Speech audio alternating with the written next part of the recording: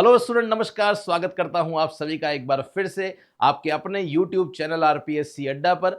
और गाइज, इस सेशन में हम लोग चर्चा करने वाले हैं कि जो अभी उत्तर प्रदेश में एक नई वैकेंसी आई है, UP triple SC assistant accountant and UP triple SC auditor की, हम उसके बारे में बात करने जा रहे हैं कि ऑडिटर और अकाउंटेंट की जो जॉब है वो कैसी होती है, क्या इनका काम होता है, क्या इनकी सैलरी होती है और कैसे आप इसकी तैयारी कर सकते हैं इन एग्जाम्स की। हम लोग बेसिकली इसके बारे में भी बात करेंगे। देखिए, सबसे पहले हम बात करते हैं अकाउंटेंट की। ये जो अकाउंटेंट है ये क्या काम करता है? वैसे तो अकाउंटेंट आपको नाम से ही पता पड़ रहा है कि अकाउंटेंट जो है, जितने भी अकाउंट्स बनते हैं, लेखा बनते हैं, लेखों को जो रिकॉर्ड किया जाता है, तो जो भी गवर्नमेंट डिपार्टमेंट में जो भी अकाउंटिंग होती है, ट्रांजेक्शन्स होते हैं, उन ट्रांजेक्शन्स को रिकॉर्ड करना किसका काम होता है? अकाउंटेंट का होता है।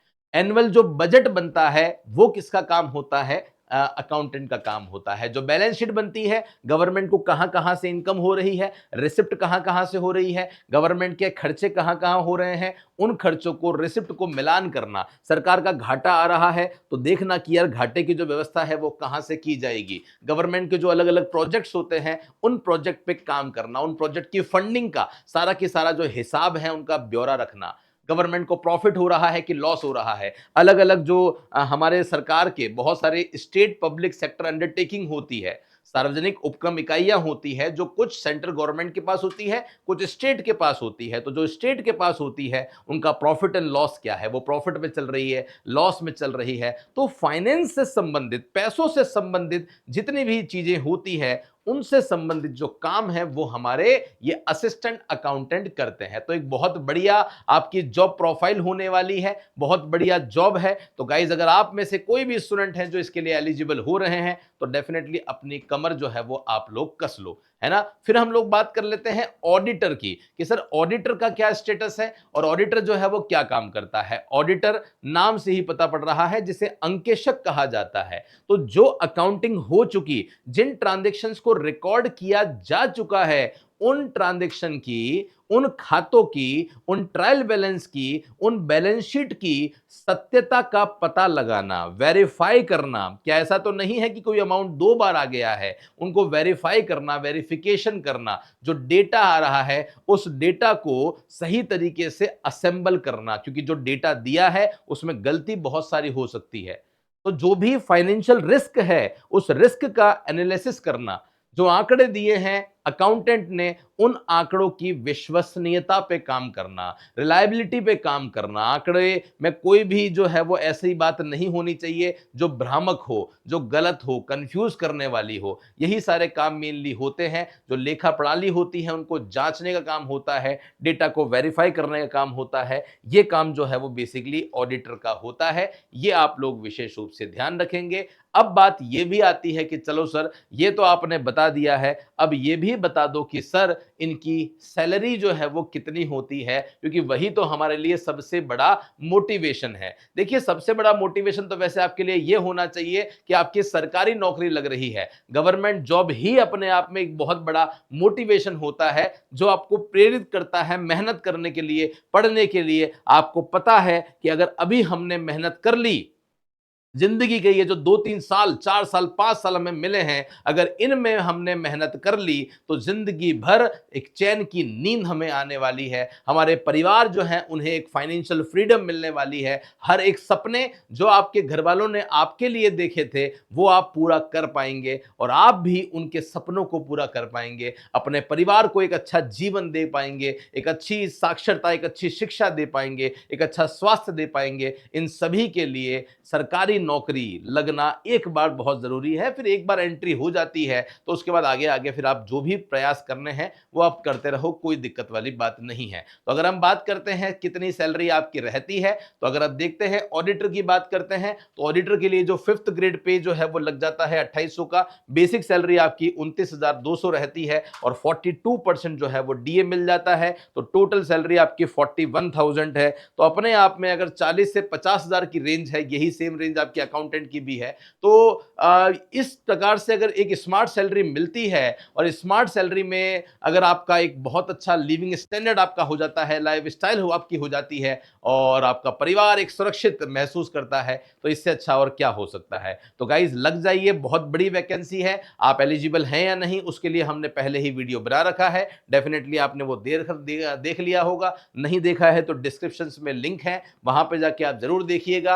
और अगर आप सिस्टमैटिक तरीके से इसकी पढ़ाई करना चाहते हैं तो यूपी ट्रिपल एससी ऑडिटर की का जो बैच है वो हमारा चल रहा है, बहुत व्यवस्थित तरीके से बैच चल रहा है। और आप चाहें तो इसकी प्रिपरेशन जो है वो कर सकते हैं। 1999 मात्र 1999 रुपए में ये बैच आपको जो है वो मिल जाएगा। अब देखिए बैच जो होते हैं ना, क्योंकि सिलेबस आपका बहुत बड़ा है, अब बहुत बड़े सिलेबस में कुछ टीम तो ऐसी है ना। देखिए आपने कुछ और प्लेटफॉर्म भी देखे होंगे जहां इसकी प्रिपरेशन जो है वो करवाई जा रही है। उन प्लेटफॉर्म में और हमारे प्लेटफॉर्म में क्या डिफरेंस है ये मैं आपको बता देता हूं। देखिए सबसे पहले तो ये जो हमारा प्लेटफॉर्म है ना, हमारा प्लेटफॉर्म एक ऐसा प्लेटफॉर्म है जहां पे आप लोगों को जो फैकल्टीज मिलती है वो 20 से भी ज्यादा CA, CS, assistant professor, PhD holder, UGC net qualified जो फैकल्टीज है वो आपको मिलती है, जिनके साथ आप अपनी तैयारी को कर सकते हो। तो यहां पे एक सब्जेक्ट की एक ही फैकल्टी मिलेगी। अगर कोई ऑडिट पढ़ा रहा है, ध्यान देना, मैंने कहा अगर कोई ऑडिट पढ़ा रहा है तो एक ही जो फैकल्टी है वो आपको ऑडिट पढ़ा रही है। अकाउंटेंसी पढ़ा रहे हैं तो एक ही पढ़ा रहे हैं। ये बैच हमारा चल रहा है। इस बैच में हमने सारा कंटेंट जो है वो डाला हुआ है, ये आप देख सकते हैं। पार्ट 1 ही हम प्रोवाइड कर रहे हैं। टोटल मिला के 228 वीडियो है जो हमने आपको दे रखी है। ऑडिट है 102 वीडियो ऑडिट के इसलिए दिख रहे हैं, यहां भी हमने 2 फैकल्टी के वीडियो जो है वो डाले हुए हैं, ये आप देख सकते हैं। ये आपके सारे के सारे जो है वो अकाउंटिंग एंड ऑडिटिंग है, क्योंकि 2 सब्जेक्ट है यहाँ पे। तो आप ये देखिए, ये पूरा आपका अकाउंटिंग चल रहा है। अकाउंटिंग में भी जब आप देखेंगे ना, जैसे आप किसी भी टॉपिक पे चले जाओ, जैसे मान लो कैश बुक पे चले जाओगे तो कैश बुक के देखो ई बुक आपको मिलेगी। ई बुक में आप देखिए इंग्लिश की ई बुक अलग है। सर ई बुक का मतलब क्या है? जिसे आप प्रिंट करा सकते हैं, तो इसकी ई बुक आपको अलग मिलेगी, इसकी आप प्रिंट करा सकते हैं। और सेम टू सेम हिंदी की भी आपको ई बुक मिलेगी, जिसे आप सिस्टमैटिक तरीके से प्रिंट करा सकते हैं। ये पहली बात है। तो सर ये तो हो गया, हमें ई बुक मिलने वाली है। क्वेश्चन बैंक मिलेंगे, बिल्कुल क्वेश्चन बैंक भी मिलेंगे। हिंदी मीडियम में, इंग्लिश मीडियम में अलग अलग क्वेश्चन बैंक मिलने वाले हैं, जिसके साथ में आप अपनी तैयारी कर पाएंगे। आप देखिए ये कैश बुक है, कैश बुक के कितने क्वेश्चन है? 40 क्वेश्चन है, 40 क्वेश्चन के आंसर भी हैं, ताकि आप लोग अपनी प्रिपरेशन को बहुत बढ़िया तरीके से कर सकते हैं। डन है? तो ये आपको अच्छे से समझ में आ गया होगा, यहां तक कोई दिक्कत वाली बात नहीं है। ऐसे ही आप और नीचे आते हैं तो आप देखिए यहां पे, आपको देखिए यहां पे अकाउंटिंग कंसेप्ट है, प्रिंसिपल है, फाइनल अकाउंट है, सब कुछ दे रखा है। और ऑडिट इसी में है, पहली यूनिट में ही है। आपके सिलेबस के हिसाब से ही हमने ये चीजें कर रखी है। तो ऑडिट के 43 वीडियोस हमने डाल रखे हैं। ये पूरे 43 वीडियोस आपके सामने हैं, आपके सिलेबस के हिसाब से ही है। अब आपके सिलेबस में केवल 2-3 चीजें ही दे रखी है, 2-3 चीजें ही दे रखी है, लेकिन उन 2-3 चीजों को अगर आप डिटेल में पढ़ोगे ना तो ये सब चीजें पढ़नी पड़ेगी। स्टूडेंट कहते हैं सर वो टॉपिक तो 3-4 दे रखे हैं और वीडियो इतने सारे हैं। अरे वो सारे वीडियो आपस में इंटरकनेक्टेड है, क्वेश्चन कहीं से भी आ सकता है। सोचो अगर हमने नहीं करवाया तो फिर आप बोलोगे कि आपके सिलेबस से तो क्वेश्चन ही नहीं आया है। एमसीक्यू सीरीज एक एक्स्ट्रा पार्ट है, जो भी टॉपिक, ये जैसे ये एमसीक्यू है ना, ये आप देख सकते हैं, ये ऑडिट है। अब ये ऑडिट के एमसीक्यू हैं। इन ऑडिट के एमसीक्यू क्वेश्चन हिंदी में, इंग्लिश में दोनों है, लेकिन इनका वीडियो सॉल्यूशन तुमको चाहिए कि मैडम ने किस कॉन्सेप्ट के साथ पढ़ाया है। तो आप देख सकते हैं ये मैडम ने जिस कॉन्सेप्ट के साथ पढ़ाया वो कॉन्सेप्ट भी आप देखिए, ये क्लास चल रही है, मैम इस पूरे क्वेश्चन को समझा रही है, तो व्यवस्थित तरीके से आप अपनी तैयारी को कर सकते हैं। ये मैंने आपको केवल अकाउंटिंग और वो बताई है। देन उसके बाद में अगर हम बात करते हैं, तो फंडामेंटल ऑफ अकाउंटिंग में 40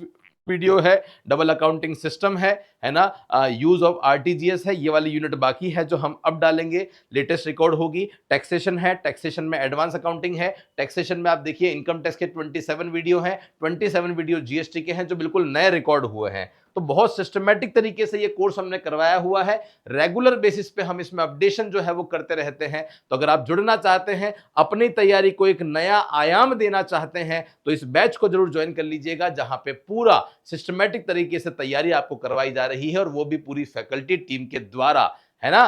तो गाइस देर मत कीजिए, जुड़ जाइए और इस सेशन को शेयर कीजिए। कॉमर्स के स्टूडेंट हैं तो हमारे टेलीग्राम चैनल को जरूर ज्वाइन कर लो। पूरे इंडिया में कॉमर्स की जितनी वैकेंसी आती है उसका रेगुलर अपडेट यही मिलेगा। हमारी जितनी यूट्यूब पे क्लासें होती हैं उन सब की जो नोट्स हैं वो यहीं पे मिलेगी। रेगुलर बेसिस पे हम एमसीक्यू डालते रहते हैं कॉमर्स के सब्जेक्ट के, ताकि आप प्रैक्टिस कर सको। तो डेफिनेटली आप जुड़ जाइए, और कॉमर्स के स्टूडेंट हैं तो इस चैनल को तो जरूर आप सब्सक्राइब कर लेना, ताकि एक भी कॉमर्स से संबंधित वीडियो आपसे मिस नहीं हो। तो चलिए, मेरे हिसाब से ये सेशन आप सभी के लिए अच्छा, फ्रूटफुल, इफेक्टिव रहा होगा, और मिलते हैं हम लोग कुछ ऐसे ही इंपॉर्टेंट सेशन के साथ। तब तक के लिए धन्यवाद। जय हिंद, वंदे मातरम, बाय बाय।